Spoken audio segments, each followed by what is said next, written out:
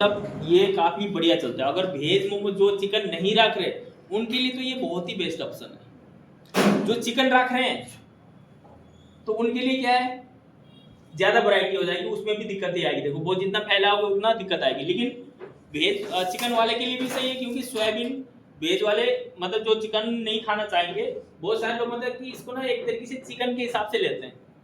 Test भी लगभग हम जो बनाएंगे ना, टेस्ट भी आपको सोयाबीन और चिकन का लगभग सेम लगेगा और प्रोसेस भी एग्जैक्ट सेम है बनाने का। समझ आ रहा है? तो यहाँ पर आपको अब यहाँ पे दो तीन चीजें समझ आ रही होगी। सबसे पहले यहाँ पे जो आपको रेसिपी दिख रही है, सबसे पहले तो मैं आपको बता रहा हूँ कि जो हमारे जो फिलिंग बनती है, मेन हमारी फिलिंग है। और ये फिलिंग है, इसको बनाने के बहुत सारे तरीके हैं। बहुत सारे तरीके में से जो मेन तरीका है क्या है, जो मोमोज में हम बहुत ही लाइट मसाले के साथ एक तरीके से मोमोज को ना ओनली स्टीम करना होता है। मतलब स्टीम एक तरीके से हेल्दी समझ लो आप, है ना। स्टीम में उसमें ऑयल वगैरह कुछ नहीं है।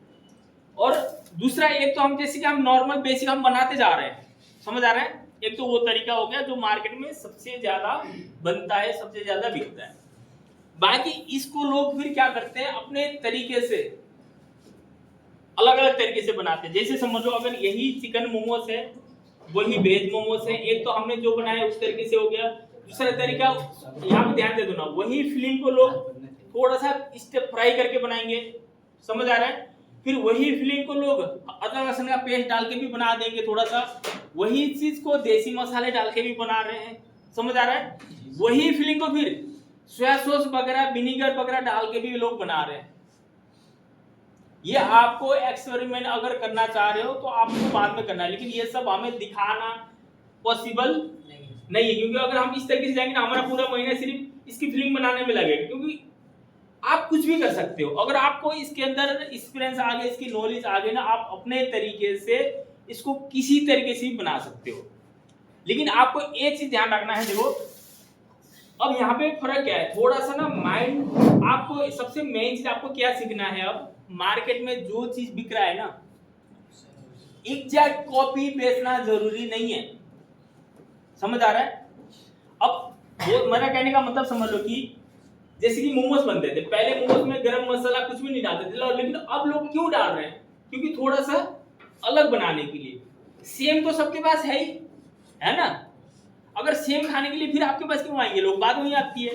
अब आपके पास नए, आप मतलब कि बहुत टाइम में आ रहे हो, तो आपको अपने दुकान को हाईलाइट करने के लिए कुछ ना कुछ अलग तो करना पड़ेगा।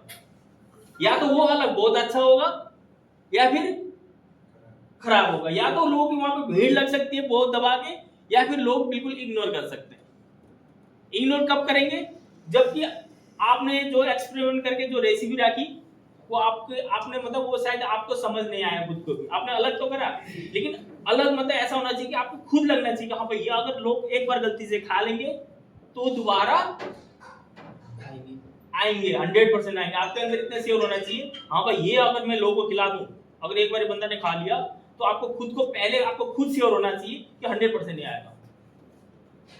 तो इसलिए आपको अपनी रेसिपी को कॉपी करने की जरूरत नहीं है। मार्केट में जो बन रहा है एग्जैक्ट सेम बनाने की जरूरत नहीं है। आप अपने तरीके से पहले आपको ना बेस सीखो, उसके बाद आप अपने तरीके से माइंड लगा लो, कुछ भी बना लो। समझ आ रहा है? ठीक है। तो इससे क्या होगा कि लोगों को ना थोड़ा सा चेंजेस होगा, माइंड सेट चेंज होगा कि भाई यहाँ पे कुछ अलग लग रहा है, मजा आ रहा है। तो वहां से नहीं, क्योंकि लोग दूसरी जगह खा के शायद हो सकता है कि वो बोर भी हो गए, आपके पास कुछ अलग खाने को मिलेगा। लेकिन वो अलग ऐसा होना चाहिए, कुछ अलग ही नहीं होना चाहिए, ठीक है। कि ये नहीं कि बिल्कुल ही अलग बना दिया और बिल्कुल ही मतलब वो मोमो से नहीं बना, कुछ और ही बन गया। तो थोड़ी बहुत चेंजेस करना है, बहुत ज्यादा चेंजेस नहीं।